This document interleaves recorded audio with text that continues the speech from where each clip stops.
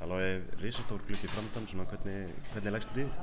Bara mjög vel, bara spenntur fyrir leiknum á föstudaginn og spenntur fyrir fullri stúku og já, bara líður mjög vel. Þessi svona tveir stóri leikir svona eftir þannig glugga, fara línur að skýrast, það að horfa mikið svona á heildarmyndina? Já, við bara vitum að þessi leikur föstudaginn mjög mikilvægur og getum sett okkur í góða stuðu fyrir annað sætið, þannig að já, við erum alveg meðvitaðir hversu stór leikurinn á föstudaginn og já, bara gíra okkur í það sko.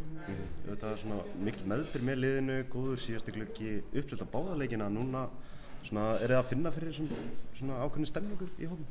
Já, bara 100% finnum fyrir því og já, bara geggja að þjóðin sé að standa bak við okkur og vonandi getum við sýnt góðan leik á föstudaginn. Þannig að fólk verður líka spennt að koma á Frakkaleikinn og já, bara í framhaldinu sko. Þessi Úkraínuleikur er svona örugglega þið meira fyrir okkur Íslendingana, svona hvernig að horfa á þetta? Að horfa á þetta sem með eitthvað breikleik? Sko það er allt opið ef við myndum ekki vinna en ég held að við erum alveg meðvitaðir að þetta sé smá úrslitaleikur upp á annað sætið, þannig að já. Eru búin að greina Úkraínumennina vel? Já, við erum búin að fara yfir á fundi og svona erum með okkar pælingar hvað við erum að gera, þannig að við skoðum það vel. Þú komst sjálfur ekki við sögu í síðasta glugga, voru það mikil vonbrigði?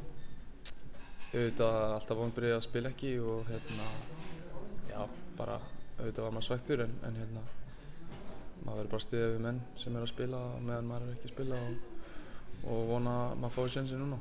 Erfitt að horfa á leikina frá bekknum, til dæmis Frakkaleikinn?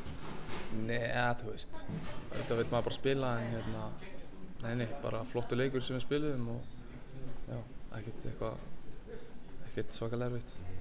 Þú sjálfur að spila í Tyrklandi, hvernig að ganga þar? Það er bara að ganga mjög vel og já, bara góð byrjun hjá mér og liðinu bara búið að ganga fínt, þannig að já, ég er bara mjög sáttur þar sko. Hvernig er svona lífið að fara með í Tyrklandi? Er þetta öðruvísi kultúr? Þetta er allt annað og bara maturinn og fólkið og já, þetta er bara allt mun stærra og mér finnst það bara mjög skemmtilegt og hentar mér bara vel að vera þarna sko. Hefur gaman að Tyrkjunum? Já, ég hef mjög gaman að þeim, þeir eru skemmtilegir. Takk hérna. Takk hérna.